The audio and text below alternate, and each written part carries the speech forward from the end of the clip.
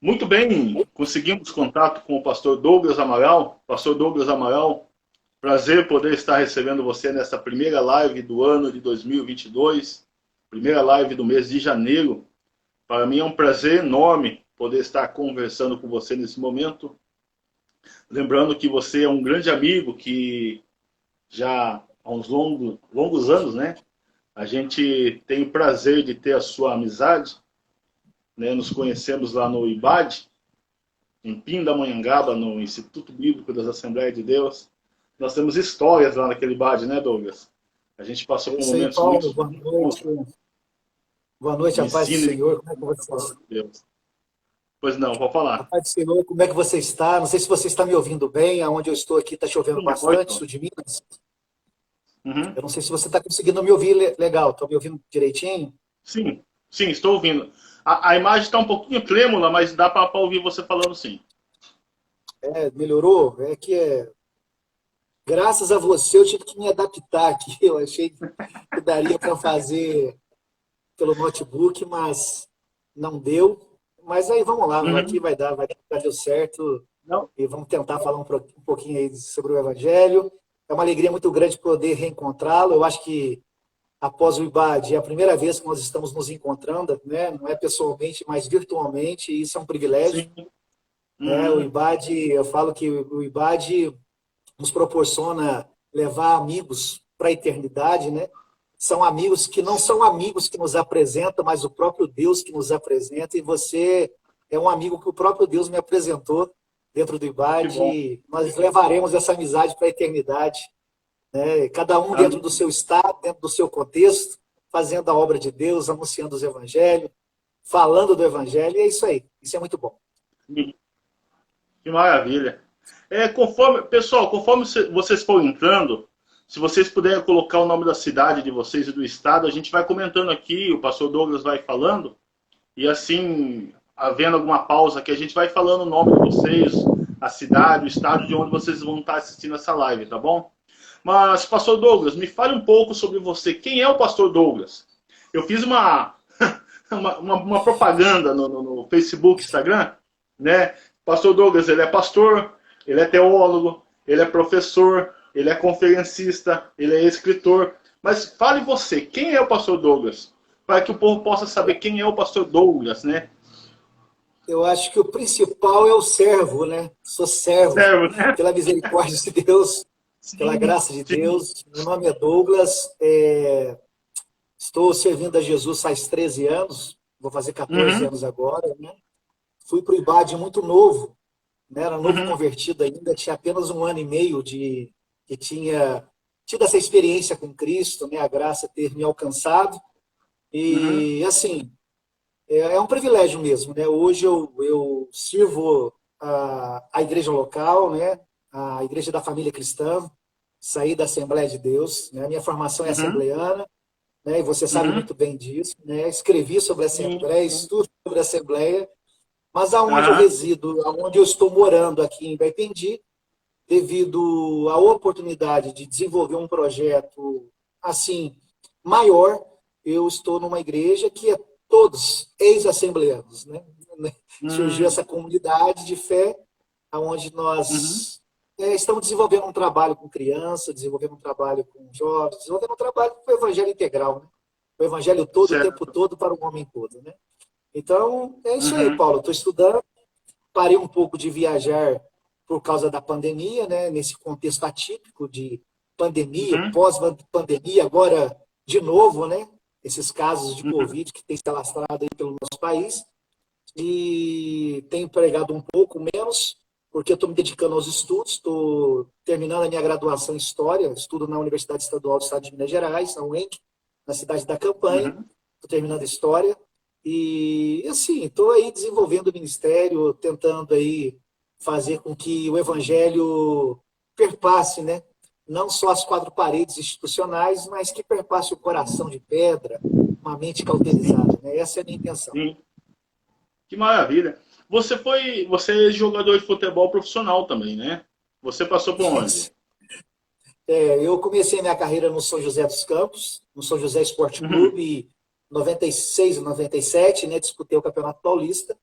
Depois eu fui para o Rio de certo. Janeiro, fui para Uhum, o Vasco, tive uma participação um pouco curta na categoria de base do Vasco, vim embora para minha uhum, cidade, o Bangu estava aqui fazendo a pré-temporada, e eu joguei contra o uhum. Bangu, eles me levaram embora, fiquei no Bangu 2 anos, uma passagem curta pelo Serrano de Petrópolis, Fluminense, e depois fui para Portugal.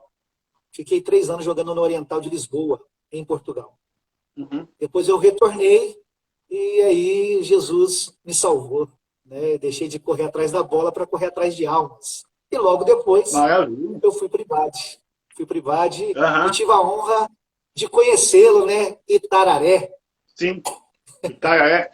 Vulgo Itararé, né? O Você sabe que Itararé. até hoje eu carrego esse nome, rapaz.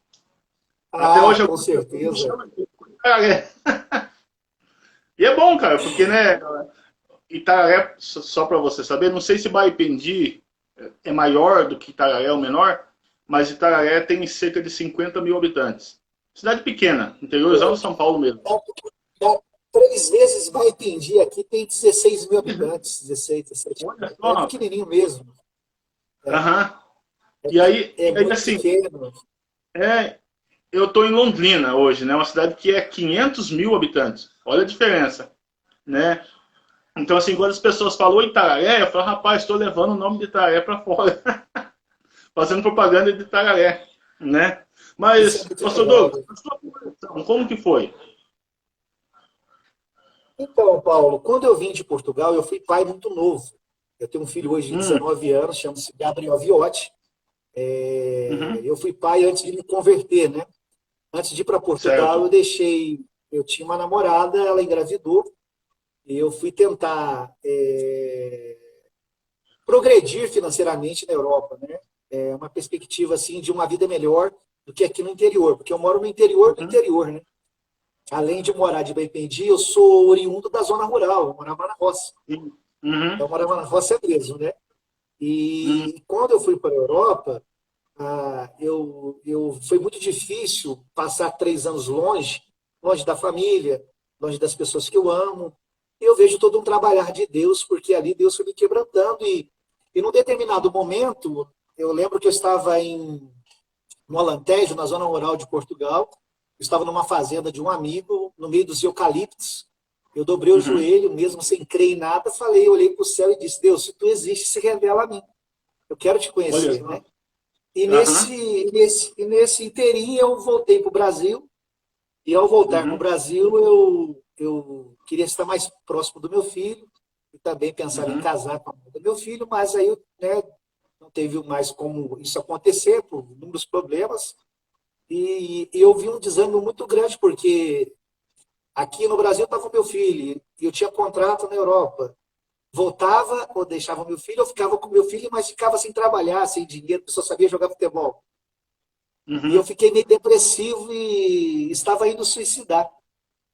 Lá na zona Puxa, rural, rapaz. eu estava indo Aham, suicidar, e quando eu estava indo suicidar, eu fui de moto. A minha moto parou na porta de uma igrejinha da Assembleia de Deus Madureira.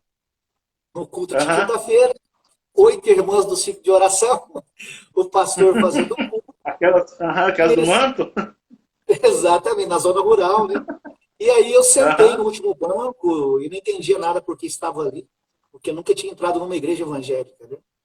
Nunca. uhum, E também não gostava muito dessa questão de ser evangélico, pelo fato do bairro onde eu morava ter muitas divisões, ter quase 10 uhum, igrejas, e saber da vida de todo mundo e ter informação do que estava ocorrendo. Então, nunca me interessei por isso. Mas eu estava lá e chegou o irmão Silvanei, eu brinco com ele até hoje, né? O aham, Silvanei chegou no culto, o pastor deu uma oportunidade para ele dar uma palavra, e naquele momento ele abriu a Bíblia, leu um texto, que eu não me lembro, e deixou a Bíblia de lado, deixou o microfone de lado, ele veio marchando na minha direção. E eu assustei olha, porque eu nunca tinha visto aquilo, né? Alguém aham, marchando e falando em línguas. E sim, aí olha que maravilha. ele falou para mim que eu estava indo tentar me matar, mas que Deus tinha um plano na minha vida. Eu logo pensei, né? Ele conhece a história, cidade pequena, está sabendo o que está acontecendo. Eu não acreditei muito, aí ele falou: olha, assim diz o Senhor para ti, no Alentejo, em Portugal, no meio dos eucaliptos, aquilo lá eu sabia que era só eu e Deus, e sabia também, ali eu tive a convicção que Deus Mistério estava de Deus. usando. Aham. E ali eu comecei a chorar, não conseguia controlar o choro, né? E bati no banco assim, olhei para o pastor e falei, pastor, como é que faz para aceitar esse tal de Jesus aí? Que eu quero aceitar esse tal de Jesus aí. Aí ele foi bem na frente, aí ele, Jesus me aceitou e eu também professei a fé ali de forma audível, que eu creia em Cristo, e tudo mudou. Aham. Graças a Deus. Sou muito grato a Deus por Maravilha. essa oportunidade, né? Maravilha, que experiência, rapaz. Coisa fantástica o que Deus fez, né? É só Deus para fazer essas coisas, né, pastor? Deus tem os seus meios de chamar, né? Deus tem os seus meios de vocacionar os seus escolhidos, né? E é interessante que esse é o assunto da nossa live de hoje. Eu separei aqui 4 perguntas que foram Vamos lá. feitas pelas pessoas no Instagram e eu gostaria de fazer essas 4 perguntas para você e gostaria da sua resposta. Só lembrando aqui, antes de comentar, fazer essas perguntas para você, já entrou aqui deixa eu achar aqui, o Léo Roberto Apostólico, lá de Itararé. Já falou aqui, ó, fale bem de Itararé aí. Tá vendo como o povo de Itararé tá assíduo, rapaz?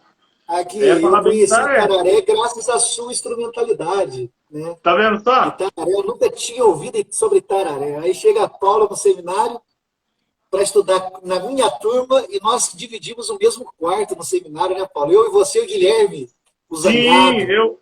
o de Ribeirão Preto, né? Guilherme de Ribeirão Preto. Isso, exatamente. Tá, vamos lá, então. A primeira pergunta, pastor Douglas, que fizeram aqui no Instagram é a seguinte: qual é o assunto mais difícil de pregar na igreja? Na sua opinião, qual que é o assunto mais difícil que você já pregou, ou que você vê como dificuldade hoje para outros pregadores ministrar na igreja? Na sua opinião, o que você me fala? O assunto mais difícil de pregar na igreja. É claro que nós temos que partir de uma premissa fundamentada nas Escrituras. Eu creio que você está com a Bíblia aí próximo de você. Se Sim. você puder fazer a gentileza de ler para mim 2 Timóteo, capítulo 4, versículo 1 a 6, eu fico agradecido, porque eu acho que esse texto ele fundamenta a resposta para a sua pergunta, porque aparentemente essa pergunta ela tem a conotação de ser simples, mas não é tão simples assim. Dentro de um contexto de pós-modernidade, dentro de um contexto multicultural, a gente tem que refletir um pouquinho a partir das Escrituras. Então, por favor, faz essa gentileza para mim, leia aí 2 Timóteo, capítulo 4, versículo 1 a 6, por favor. 1 a 6. Isso. Conjuro-te, pois, diante de Deus e do Senhor Jesus Cristo, que há de julgar os vivos e os mortos na sua vinda e no seu reino. Que pregues a palavra, inste a tempo e fora de tempo, redarguas, repreendas, exortes, com toda a longanimidade e doutrina.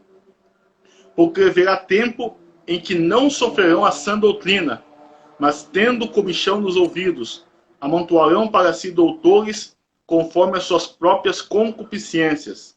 Mas tu, sê sóbrio em tudo, sofre as aflições, faze a obra de um evangelista, cumpre o teu ministério, porque eu já estou sendo oferecido por aspersão de sacrifício, e o tempo da minha partida está próximo. Gratidão aí por ter lido. Você vai observar que esses versículos lidos por você, que Sim. foram escritos pelo apóstolo Paulo, direcionado a Timóteo, um jovem e aparentemente tímido pastor, que estava pastoreando a igreja que estava em Éfeso. Sim. Nós temos que partir deste texto e começar a pensar para responder essa pergunta. Sim. Apesar desse texto ter sido escrito há vários séculos atrás, eles continuam demonstrando a preeminência e a necessidade da pregação fiel da palavra de Deus. Observe que Paulo e ouvintes, que ao falarmos da pregação da palavra de Deus, fizemos questão de ressaltar que ela precisa ser fiel. Desse modo, a pregação não pode ser um discurso qualquer ou uma prédica destituída de um fundamento e objetivo. A pregação fiel da palavra de Deus é aquela que se fundamenta naquilo que o próprio Deus revelou acerca de si, que está fundamentado nas Escrituras e que tem o maior objetivo de glorificar a Deus sobre todas as coisas. Então, eu parto do pressuposto que o assunto mais difícil de pregar na igreja, a partir do momento que você tem essa consciência do Evangelho e essa fidelidade com a palavra de Deus, os assuntos não é difícil, porque o seu comprometimento é com a palavra. O interessante é nós destacarmos e aproveitarmos a oportunidade para falarmos sobre as características, por exemplo, do mundo pós-moderno, na qual nós vivemos e pregamos a palavra de Deus, porque tais características podem influenciar tanto a forma da pregação quanto a mensagem em si. Nós estamos dentro de um contexto que tem influenciado as nossas pregações. Nós estamos inseridos num contexto que alguns assuntos tornaram-se difíceis por causa do politicamente correto. Entendi. E é isso que nós temos que começar a pensar. Então, quando nós olhamos para a Idade Média, o mundo viveu o período do modernismo, agora, porém, estamos atravessando o período denominado pós-modernismo. Eu gostaria de apontar aqui algumas características pós-modernas, né, que não é uma tarefa fácil, pois além deste ser um período muito turvo, escuro, ainda temos que considerar o fato de estarmos vivendo. Então, o meu desejo aqui é apontar 3 características do mundo pós-moderno, para depois apontar um caminho e demonstrar que não é tão simples assim diante do contexto que nós estamos vivendo, ser fiel à palavra de Deus. Então, a primeira observação que faço, e eu creio aqui que é a mais forte característica que queremos destacar do pós-modernismo, é o ataque que o mesmo faz à verdade objetiva.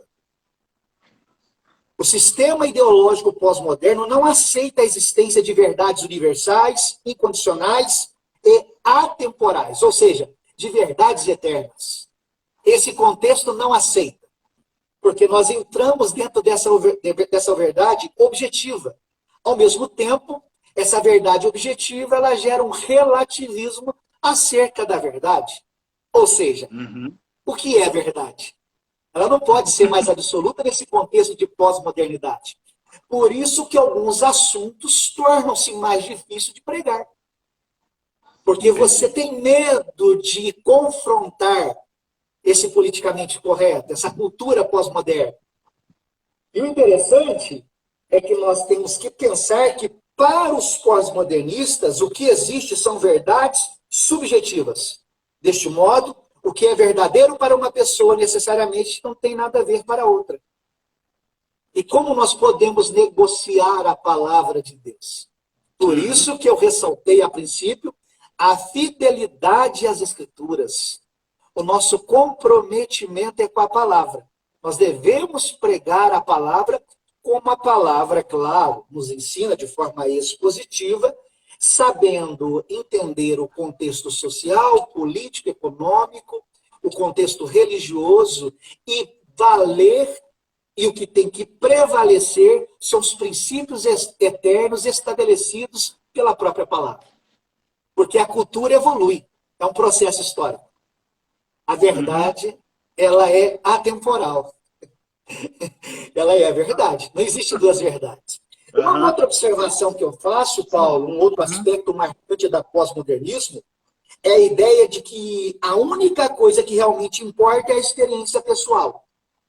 Sendo assim, as pessoas estimuladas a buscarem os mais variados tipos de experiências, com o fim de terem prazer. É possível perceber, então, nessa sociedade pós-moderna, uma carga muito grande de existencialismo sendo misturada ao antropocentrismo. Ou seja, uma característica da pós-modernidade é essa experiência pessoal de valorização antropocêntrica. Por isso que você tem mensagens de um Deus servo, né, dos seres humanos. Não os seres humanos servo de Deus. Você tem um Deus que faz tudo por você. Eu costumo dizer é que as pessoas têm criado um Deus segundo a sua imagem e semelhança. Uhum. Infelizmente, muitos pastores e muitas igrejas têm negociado essas verdades por causa da inclusão. Venha como estás e continua como estás. Não há Alguns mudança, né? assuntos não posso falar, porque eu não quero Uhum. perder membro, eu não quero perder Sim. oferta, eu não quero perder dízimo, e assim sucessivamente. Por isso que o nosso comprometimento é com a fidelidade com as Escrituras. E uma Sim. outra observação que eu faço, uma terceira reflexão aqui que eu faço, um terceiro objetivo que eu tento mostrar da pós-modernidade, é a busca desesperada por novidades exóticas. Né? É essa terceira característica da pós-modernidade. Quanto Uhum. mais exótico, melhor. Você concorda comigo? Né? Sim, Quanto mais concordo. revelações absurdas, melhor. Agora não Aham. importa mais falar com o anjo, eu quero falar com o arcanjo, com o querubim e com o serafim. Serafim. Entendeu? Aham. Parece que isso traz mais legitimidade à fala, à pregação, sendo que a maior revelação é a própria palavra de Deus. Então, a sociedade ela tem diariamente sendo motivada pela mídia, né, a querer mais e mais novidades. E como se isso não bastasse, ainda existe uma pressão muito grande para que as pessoas estejam o tempo todo se transformando em todas as áreas. Aqueles que não se conformam com essa busca enlouquecida por novidades, ou que não estão dispostos a mudarem continuamente de ideia ou de aparência, são encarados como caretas, antiquados e preconceituosos. Isso fica claro nos dias atuais, quando lemos sobre alguns pastores desejando atualizar as Escrituras. Nós tivemos aí, Sim. Como recentemente, recente. uma polêmica sobre isso. Não é Sim. verdade? Então, Aham. essa é a característica da pós-modernidade. Agora, diante desses desafios, Paulo, quais são os meus conselhos para aqueles que nos ouvem? Quais são os meus conselhos para os pastores que irão ouvir essa live, que irão assistir essa live depois? Primeiro, priorizar a pregação, pois a palavra de Deus é a suprema verdade revelada de Deus. Nós temos que priorizar. As nossas liturgias, os nossos cultos têm que dar prioridade à palavra de Deus.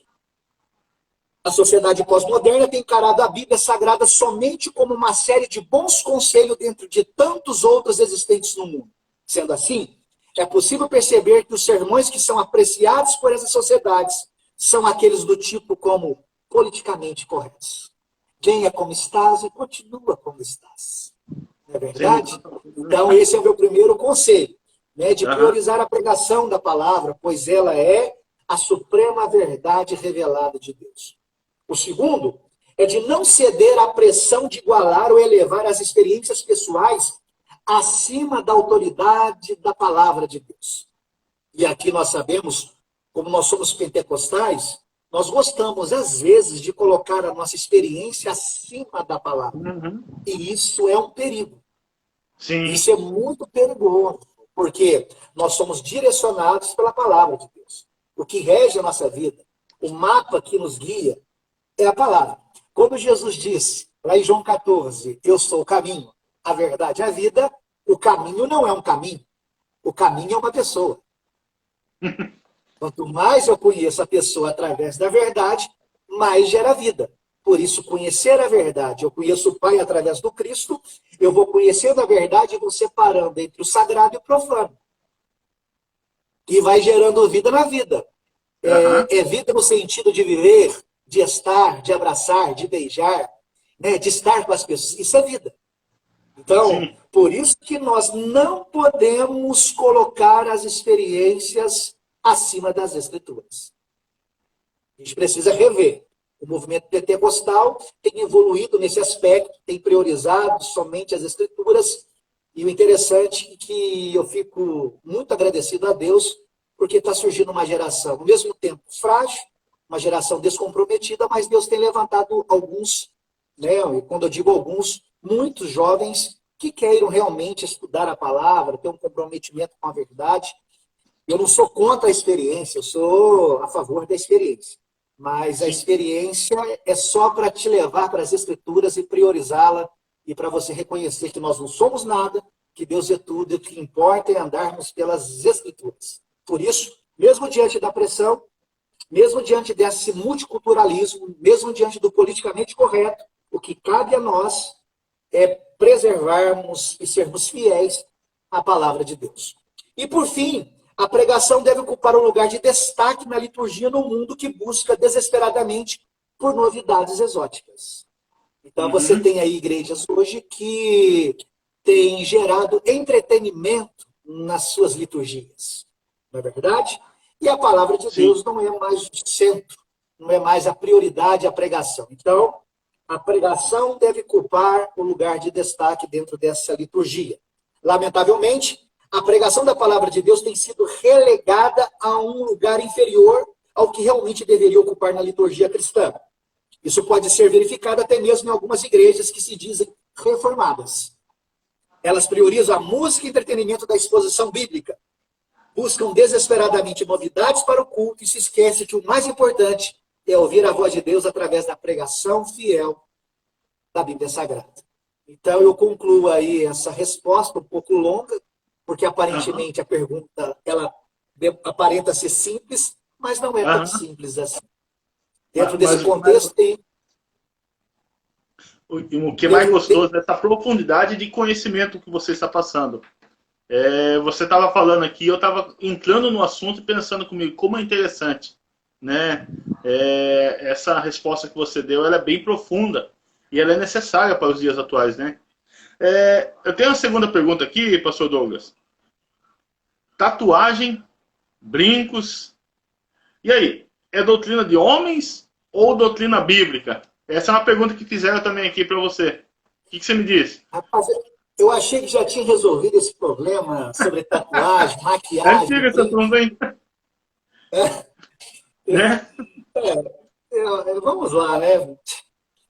Dentro do contexto que nós vivemos da Assembleia de Deus, apesar que a Assembleia de Deus, ela em relação a maquiagem e brinco, eu vejo que não há necessidade de dialogar muito sobre isso, porque é notório que houve um passo de reformulação, de conscientização do Evangelho, para entender que esses usos e costumes que estavam arraigados nos dogmas se dissolveu diante do próprio Evangelho. Apesar que isso varia de igreja para igreja, de contexto para contexto, né? Certo. Aqui no nosso local, onde eu moro, uma cidade muito pequena, ainda é muito forte isso dentro da comunidade Assembleia de Deus. Mas nos grandes centros, cidades maiores, já não é problema mais usar brinco, passar uma maquiagem, de se cuidar, né? Já não é mais problema. Agora, eu acho interessante a gente discutir um pouquinho sobre tatuagem, porque eu creio que esse assunto, maquiagem e brinco, ela não é doutrina, né? E aqui a gente tem que separar doutrina e dogma. Doutrina é aquilo que é fundamentado nas Escrituras, são os ensinos dos apóstolos. Por isso que lá em Atos, capítulo 2, versículo 42, perseverai na doutrina dos apóstolos. Doutrina é ensino. Dogma é a interpretação do ensino.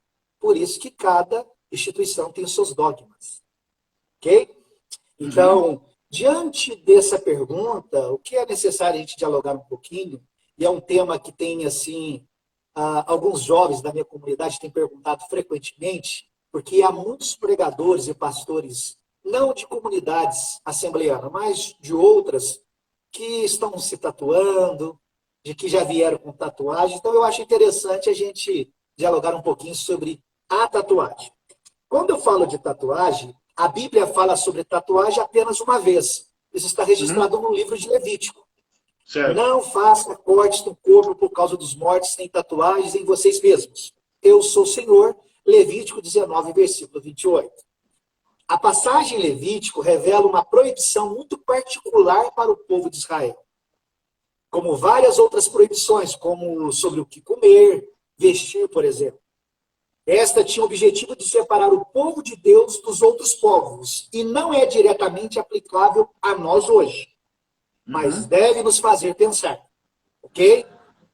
Então, quando você olha para Levítico, esse texto não tem nada a ver conosco. Mas é um texto... mas é um texto que nos ajuda a pensar. Ok? Aham. Então tem que deixar bem claro isso. Vamos pensar, vamos refletir. Vamos para o Novo Testamento. O Novo Testamento não aborda diretamente a questão das tatuagens. Hoje o cristão está sobre uma nova aliança e, portanto, tudo lhe é permitido, mas nem tudo lhe convém. 1 aos Coríntios, capítulo 6, versículo 12. É Sim. aí que cada um deve analisar seus motivos e perguntar a si mesmo: de que maneira estarei exaltando a Cristo fazendo uma tatuagem? Então, eu creio que a pergunta que faz os jovens refletir é essa. Por que você quer fazer uma tatuagem? A Uhum. tatuagem irá glorificar o nome do Senhor. Lembre-se que Paulo, em 1 Coríntios, capítulo 10, versículo 31, dissera: assim, quer vocês comam, quer bebam, quer faça qualquer outra coisa, faça tudo para a glória de Deus. Se você conseguir responder a pergunta, é possível eu fazer uma tatuagem para a glória de Deus? Se você responder essa pergunta e se você se sentir em paz diante do próprio Deus e do Espírito que habita em você, com uma consciência tranquila sobre o que está fazendo, você é livre para fazer a tatuagem. Mas antes de fazer a tatuagem, faça a pergunta. E a pergunta deve ser essa: se é possível fazer uma tatuagem para a glória de Deus? Então eu acho que aí faz todos nós pensarmos um pouco, refletirmos um pouco, porque não é tão simples assim como as pessoas pensam. Apesar de não ter nenhum texto fundamentado no Novo Testamento, né, proibindo essa prática, a questão é: a tatuagem, eu consigo fazê-la para a glória de Deus? E uma outra pergunta: você acha que uma pessoa cheia do Espírito Santo, que tem a mente, o coração, guiado pelo Espírito Santo, ele tem desejo de fazer uma tatuagem? É uma outra pergunta. Eu estou só problematizando, né, Sim, sim. apontando o caminho, Aham. só problematizando. Então, olha só, diante disso, nós temos que entender que existem várias passagens que nos dizem que o corpo do cristão é algo especial, que deve Uhum. ser tratado com respeito e que também é o templo do Espírito Santo, como está em 1 Coríntios, capítulo 6, versículo 19. E aí, Paulo, o que eu faço jovens? Eu faço os jovens refletir sobre isso. Uma tatuagem é uma coisa permanente, ou Uhum. quase. Remoções são processos muitas vezes caros, dolorosos e ineficazes. Por isso, pense bem antes de tomar a decisão de fazer uma tatuagem. Se você pertence a uma igreja, uma comunidade de fé, fala com a liderança, fala com as pessoas mais velhas, procura aqueles anciões cheios do Espírito Santo, cheios de experiência, as irmãs, procure o seu pastor, pede para ele te orientar se a tatuagem que você vai fazer, se ela é para a glória de Deus. E aí, você é livre para fazer aquilo que você quer fazer. Lembrando, se for para a glória de Deus, vá com a consciência tranquila e faça. Caso contrário, não faça. Simples. Essa é a minha resposta sobre essa temática tatuagem. Sim. E é fantástico, pastor Douglas. Me fez lembrar agora, quando adolescente, eu tive um pastor que ele falava sempre o seguinte: ande com quem é mais crente do que você. E você falando isso agora, me lembrei, que é sobre a tatuagem, né? Você está em dúvida? Procura alguém que é mais crente do que você e pergunta para ele, né? Igual você falou, um ancião, uma pessoa que tem uma experiência maior com Deus, uma pessoa que vive uma vida com Deus, que com certeza o conselho dela vai ser justamente esse, né? Por que eu vou fazer uma tatuagem? Qual a intenção dessa tatuagem? Né? Interessante é pensarmos no que, Paulo? Nós somos resultado dos nossos encontros. Uhum. Não é verdade? A grande questão é que os jovens de hoje precisam da conscientização. Não dá mais para chegar e dizer, não faça tatuagem que é pecado. Não cabe mais isso em pleno século XXI. E para quem tem Uhum. um mínimo de conhecimento do Evangelho. Entendeu? Porque hoje você tem as redes sociais, você tem o YouTube, você pode pesquisar isso, jogar ali na internet, no Google, tatuagem, pode ou não, pecado ou não, você vai ter uma diversidade de informações, prós e contra, Sim. Uhum. entendeu? Eu acho que a grande questão é fundamentar no Evangelho entender que o nosso corpo é templo do Espírito na individualidade, na Uhum. coletividade somos igrejas, e na individualidade como templo do Espírito, essa tatuagem é para a glória de Deus? Né? Foi a pergunta que eu fiz. Um corpo e uma pessoa cheia do Espírito, conduzida pelo Espírito, guiada pelo Espírito, será que isso vai agradar o Espírito Santo que habita em você? Então, essas são as perguntas básicas e não tem muito o que ficar se estendendo, tentar aí dar textos e textos fora do seu contexto para dizer que não. Não, conscientiza, né? Eu acho que eu parto dessa premissa, desse pressuposto de conscientização de jovens quando me procuram perguntando sobre esse tema. Sim. Tem um aqui, eu acho que deve ser aluno seu. Deixa eu ver aqui. Não sei se você consegue ver as O perguntas. Theo, Theo, o Theo, Theo Carvalho. Theo é aluno, um ótimo aluno. É, O Theo é um ótimo aluno. boa, O professor. problema, o Theo só tem um problema, um pecado que é perdoável.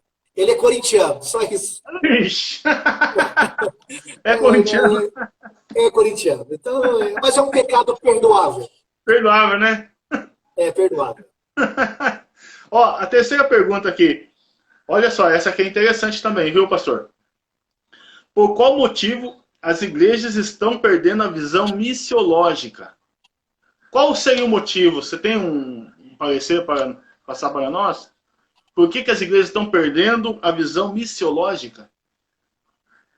E a gente tem que perguntar primeiro, antes de perguntar, fazer a pergunta, por que as igrejas estão perdendo a visão missiológica, eu preciso fazer uma pergunta que é: qual é a missão da igreja? Só um pouquinho, com licença. A Blum Lima acabou de mandar aqui também, meu professor. É outra aluna também, a Bruna também é uma Corintiana, não? aluna que... Não, graças a Deus, Deus foi misericórdia, até que eu saiba, não. Está aí, eu não sei qual time que ela torce, mas eu creio que não seja Corinthians. Não, mas nem todo mundo, nós não somos perfeitos, né, Paulo? Se for corintiana também, você tem um problema. Continuaria amando ela em Cristo. Uma ótima aluna, uma menina assim que tem um chamado mesmo para servir o reino. É muito interessante você ver como Theo, Bruna. Eu vi entrando também a Silvia, que é uma aluna que eu tive a oportunidade de estudar com ela, né, no ensino médio. Você vê assim Deus movendo corações para estudar a palavra e ser mais útil no reino. Isso é Sim. muito prazeroso, é gratificante, né? Você vê assim que Deus tem despertado jovens nessa última hora para ter essa conscientização mais aprofundada do Evangelho e servir o reino. Que bênção. Mas, pastor, vamos lá. Por qual motivo as igrejas estão perdendo a visão missiológica? Vamos lá. O que você me Então, diz? eu acho que nós devemos partir desse pressuposto dizendo qual é a missão da igreja. Sim. Por que Deus estabeleceu a igreja na terra? Qual é a missão da igreja? Porque eu só posso perder a visão a partir do momento que eu perco a conscientização da missão. Aonde não tem missão, não tem visão. Se eu perco a visão, porque eu deixei de fazer a missão. Então a gente parte desse pressuposto. O interessante é que a missão da igreja não é reformar o mundo. O mundo jaz do maligno. Concorda comigo? A Bíblia diz isso. Sim. Também não é nem erradicar as suas práticas más. O único propósito da igreja é pregar o evangelho de Cristo. Se homens e mulheres chegarem a amar o Salvador, não há dúvida que a conduta exterior dele será transformada. As seguintes palavras foram ditas por John Newton em uma conferência de pastores em 1778. Ele estava falando sobre como a igreja pode realizar transformações morais no mundo. No entanto, vale ressaltar que a grande comissão de Cristo, registrada em Mateus capítulo 28, versículos 16 a 20, é mais comumente associada a um apelo para que os cristãos individualmente considerem seu chamado para irem ao mundo como deveria, né? Como missionários. Embora certamente seja um texto que todo seguidor de Cristo deveria meditar e aplicar, parece que uma aplicação primariamente individualista desse mandamento é mais um produto da nossa cultura ocidental do que uma leitura natural do texto. Vou explicar. O mandamento de Cristo foi dado à igreja. Certo. E quem é a igreja? Quem faz parte da igreja? A igreja somos nós. Sim. Então, quem está perdendo a visão missiológica? A instituição ou a igreja de Cristo? Porque é alarmante quando eu vejo uma igreja institucionalizada que não prioriza as missões e os membros ficam totalmente acomodados diante dessa realidade, não entendendo que nós somos a igreja. Não é verdade? Sim. Tanto que o Orígenes, no 3º século, ele que criou a expressão, vamos à igreja. Como é que você pode ir para um lugar que você é? É. Então, aí a gente já começa a refletir o seguinte, o mandamento de Cristo foi dado à igreja. De acordo com o versículo 16, os 11 discípulos foram os ouvintes originais do mandamento. Os apóstolos eram fundadores e líderes da igreja que seria estabelecida e multiplicada por meio do seu testemunho e do poder do Espírito Santo. Foi entendido que cada membro da igreja seria ensinado a obedecer a tudo o que o Senhor ordenou, incluindo o mandamento de fazer discípulos de todas as nações. O mandamento de Cristo foi dado a todos os membros da igreja. Além disso, a aplicação da grande comissão não é unicamente ir, mas para orar ao Senhor da seara por mais trabalhadores, porque a seara é grande e poucos são ceifeiros. Infelizmente, hoje dentro da nossa liturgia são poucos líderes que oram para que o Senhor envie mais ceifeiros, porque a seara é grande. Isso faz parte de uma visão missiológica. Orar para que o Senhor mande mais ceifeiros. Isso está registrado em Lucas 10, 2. Sim. O interessante também, nós devemos orar e também enviar, como a igreja de Antioquia fez com Barnabé e Paulo, registrado em Atos 13, 2, 3. E para apoiar os missionários como cooperadores da verdade. Terceira epístola de João, versículo 8. Trata-se de um esforço corporativo que envolve cada membro do corpo de Cristo. Assim, o meu objetivo nessa noite é persuadir todos a se tornarem missionários, mas ajudar a todos a pensar e agirem como mentalidade de evangelização mundial.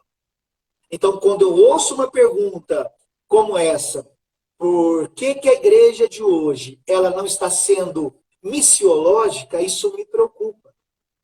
Porque quem fez a pergunta, ou as pessoas que fazem essa pergunta, não deve ter uma conscientização que ela faz parte dessa comissão e que ela precisa agir.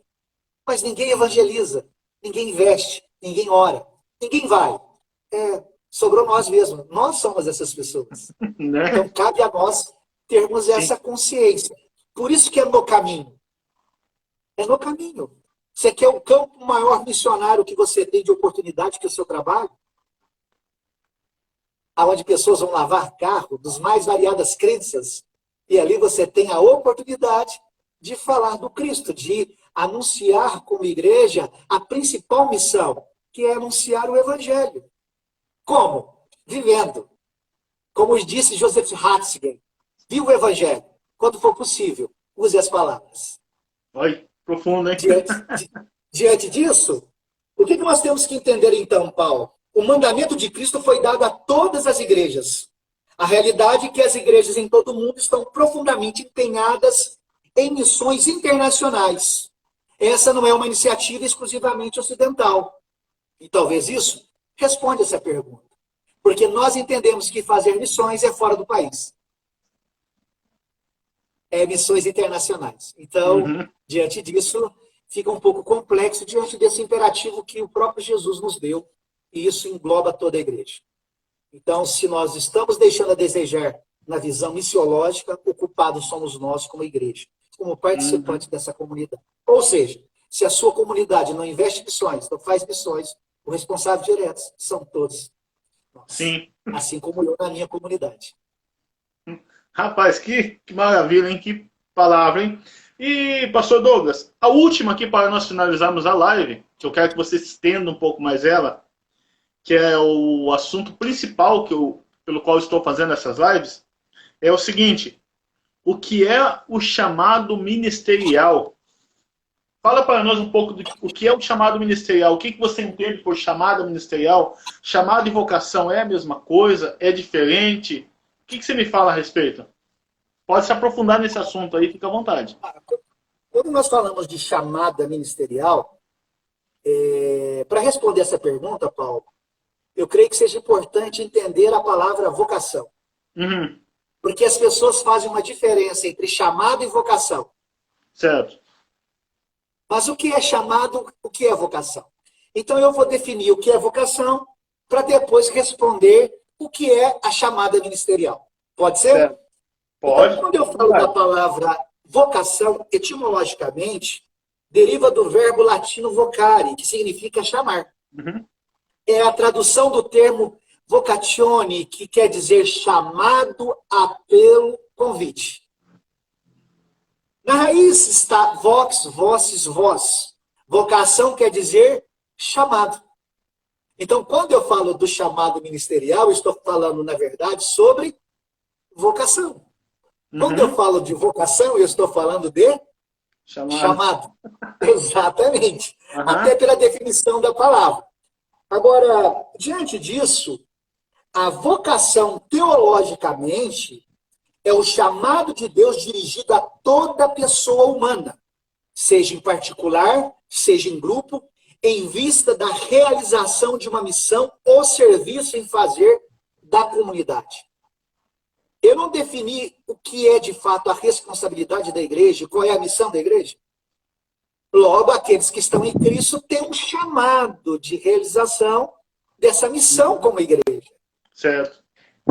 O problema é que nós criamos hierarquias institucionalizadas para valorizar ministérios de um, entretenimento de outro. Nós não entendemos que não existe hierarquia. O que de fato existe é uma diversidade de chamado com funcionalidade diferente. O pastor, ele tem que pastorear, você concorda? Concordo, sim. Ele tem que zelar pela vida da ovelha, não tem? Uhum. Ele tem que alimentar a ovelha através da palavra, não tem? Sim. Mas o pastor tem que evangelizar também, sim ou não? Sim. E o membro da igreja tem que evangelizar? Também. Ele pode discipular também? Você está vendo? Pode, sim. Então, na definição do termo, aqueles que estão em Cristo têm um chamado ministerial. Uhum. Agora, o que vai diferenciar é a praticidade dentro dessa diversidade de cada um. É o que diferencia. Tudo bem até aí? Por isso que vocação é o chamado do Pai por meio de Jesus Cristo na força dinamizadora do Espírito Santo. Uhum. Vocação é o chamado de Deus que tem como finalidade a realização plena de uma pessoa humana. É um gesto gracioso de Deus que visa a plena humanização do homem e da mulher. É o dom, é graça, é eleição cuidadosa visando a construção do reino de Deus. É um chamado para fazer algo para cumprir uma missão. Toda pessoa é vocacionada e eleita por Deus. Deus elege por causa de alguns comunidades, e esta eleição se manifesta no nosso dia a dia. A mensagem do Evangelho é um convite contínuo a seguir Jesus. Vem e segue-me. Mateus 9:9, Marcos 8:34, Lucas 18:22 e João 8:12. Observa isso aqui. Vem e segue-me. Vem é o chamado. Segue-me é a missão. Uhum. Vem é o chamado, é o convite pessoal dirigido por Deus a uma pessoa. Segue-me a missão, é o segmento da prática de Jesus. A partir do entendimento, então, do que é vocação, que literalmente significa chamado, convite e apelo, agora eu posso responder o que é um chamado ministerial. Uhum. Entendeu? Então, olha só, o chamado ministerial é o chamado para uma vida de serviço. É aquele chamado que deve amar esse trabalho acima de todos os outros, sendo incapaz de fazer qualquer outra coisa além de pregar o evangelho e pastorear o povo de Deus. O apóstolo Paulo escreve sobre um homem que coloca o seu coração neste trabalho. 1 Timóteo capítulo 3, versículo 1. ele se esforça para fazer disso a suprema vocação da sua vida. Ou seja, o que move um vocacionado, um chamado, é a paixão, Sim. é o amor, é a entrega. Ele não se realiza em mais nada a não ser fazer aquilo que Deus o chamou para fazer. É isso. Por isso que o chamado ministerial, o interessante é que Paulo aqui, ele não está falando sobre ambição egoísta por prestígio e poder. Porque as pessoas estão entendendo que chamado gera isso. Uhum. Certo? Não. Mas sobre o grandioso privilégio que é cuidar do povo que o Filho de Deus amou e por quem ele sofreu a morte de cruz. Assim sendo, a primeira qualificação para o compromisso de uma vida com o ministério é um forte desejo interior. Nossa vida é oferecida a Deus para a edificação do seu povo e para a busca do perdido, até que todos, juntamente com você, alcancemos a estatura da plenitude de Cristo. Isso é o chamado ministerial. É o chamado que nos move. É o chamado que nos empurra. Por isso que eu digo para os meus amigos, se ninguém me ouvir, eu mesmo pregando para mim, eu sou a maioria e realizei a missão que Deus me der. Rapaz. Porque esse é o meu chamado. É a minha vocação. Agora, eu vou deixar bem claro aqui, porque as pessoas que estão nos assistindo, é interessante entender que esse anseio ministerial, porque foi chamado, porque é vocacionado, ele deve passar por um processo de educação e informação. Certo. Educação informativa, né? Uhum. Deve haver uma compreensão dos requisitos do Novo Testamento para o trabalho do pastor, pregador, ou do presbítero, do evangelista, do diácono, do cooperador. Inclusive, deve ser discípulo de Jesus como membro. Não é isso? Porque não há lugar melhor para descobrir isso nas Escrituras do que através da vida do apóstolo Paulo. Existem alguns aspectos da sua vocação que são aqueles peculiares de um apóstolo. Mas a maior parte da vida de Paulo, sua defesa da fé, seu estabelecimento completo do evangelho da graça, seu caráter íntegro, seu zelo incansável, sua sabedoria em lidar com as tensões de uma congregação, serve de modelo para o ministério. Uma vez que você entender que o seu trabalho deve ser focado principalmente no serviço ao Senhor, então você terá o desejo de saber onde poderá melhor apreciar o que isso requer. O Novo Testamento ajudará, especialmente, a vida de Paulo. Depois disso, o grande exercício, né, de ministros, pastores, evangelistas, presbíteros, daqueles que foram chamados, inclusive, ovelhas, discípulos de Jesus, é se manifestar na própria história da igreja. Estudar a história da igreja. Certo? Porque nós temos exemplos variados de vocação para o serviço de pregador.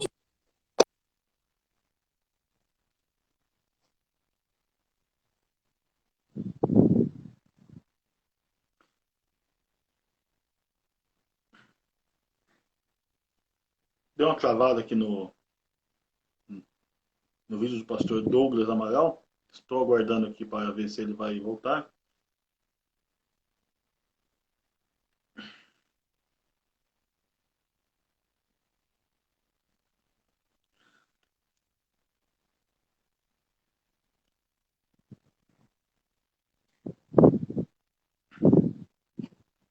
Pessoal, vou finalizar essa live por aqui.